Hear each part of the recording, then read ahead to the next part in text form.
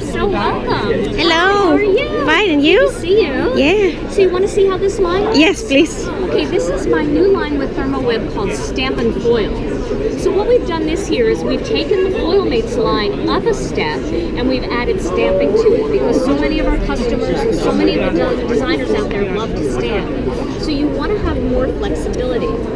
So this line comes in 3 parts.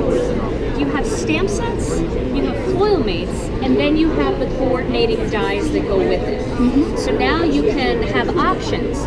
You can stamp your stamps, like this card I stamped the butterflies, I used embossing powder, I did some inking techniques without anything else, because that's what a lot of us already love and know how to do, and we want that option. But you can take this same technology up a notch by adding foil to it. So let me show you with this flower set how I do this. So let me put these aside. All right. So this flower set is called Where Flowers Bloom. I have the stamp set out, and I took one of the sheets out of the FoilMates pack. So these are the pre-printed sheets. And these are pre-printed with a commercial grade resin that's going to melt once it goes through the laminator, and whatever's on top of it is going to adhere to it. So I'm going to stamp a flower first. So let me grab a flower. Here is a flower image. And I'm going to start by stamping it with a little bit of a light pink. This is my bubblegum pink in my Gina K line. And then I'll do a fun little inking technique here. I'm just going to take a water brush that has no water in it at all, and I'm just going to rub that over the ink pad, and I'm just going to bounce some ink all over that.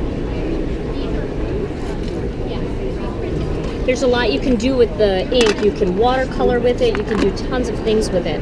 Now I'm going to, first I want to line it up because I want to make sure I know where this is going to stamp. So here we go, it's going to stamp here. And then I'm just going to huff on it. We've all done the huffing technique, right? Yeah, of course. And I'm going to stamp that right on top of the flower. And you can see what that looks like. So that's super easy, just a plain paintbrush, just bounced a little ink on it. So now that's pretty by itself, and if you wanted to, you could cut that out using the coordinating die and put that on your card. Or if you did not want to do any FoilMates at all, you could have stamped that outline in a different color and did that technique and drawing flies. And then, okay, so the next thing that I'm going to do is I am going to take the coordinating die and I'm going to cut it out. And I recommend that you cut these out before you actually foil them. And the reason why is because you've got so many images on here, it's going to be hard to kind of line it up. And we really don't want to heat up this resin over and over and over again. We want to make sure that it's fresh when we have the foil on it. So I'm going to line this up. Let us know. That all lined up here.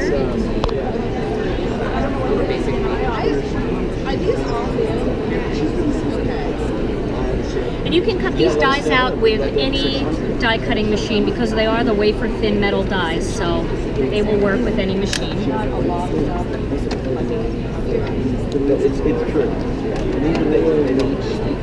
So now you have that nice little border around there, and that is ready to foil. So now I have a piece of parchment paper here, and I'm going to place this in, design side up, into the parchment paper, and I'm going to choose a foil color. And this is the brand new twinkling pink foil. You can see all of that beautiful shine in there. This is glitter without the mess, guys. I love this. And then you want to cut a piece of this out, and you want to lay that sparkly side up over your piece. And then I'm going to run this through the laminator. Now what the laminator is going to do is the laminator is going to add both heat and pressure. That's why you need a laminator for this. Some people have tried it with an iron, but they just don't have enough physical pressure to be able to do what they want to do. Plus most irons have little holes in the bottom, and that kind of doesn't disperse the heat evenly. So you need the pressure and you need the heat, and that's what a laminator does for you.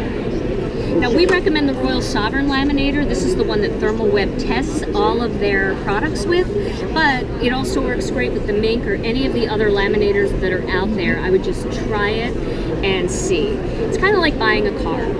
We kind of feel like the Royal Sovereign and the Mink, they're like the Rolls Royce. There are laminators out there that you can get really cheap on Amazon. They're kind of like, you know, the cheap car, but they work. They do work. Okay, ready for the reveal? Yeah. See how pretty that Nice. is? Yep. That just adds such a neat little touch to it. Pretty. You can pass that around if you want. I have another one here if you want to pass it around and take an up-close look at it. Now with what's left behind, you can take a little spray adhesive and spray that and put that on a piece of white cardstock, and then you can take that same die and you can cut it out, and then you can mount that onto your cards. Yeah, So very you nice. make use of just about everything. You can see So how you pretty just that is. put adhesive on the back of that piece Yep. and then die cut it. Yeah, I would do a little spray adhesive or a little liquid adhesive and just let it dry and get tacky, lay it down and just spread it out nicely. You can also use the ThermalWeb toner sheets, and they're the black sheets that are covered with the same commercial grade resin, and you can lay that on top, send it through the laminator, and then all of the detail lines will be black once again, but it will be filled in with the sparkle. I'm going to see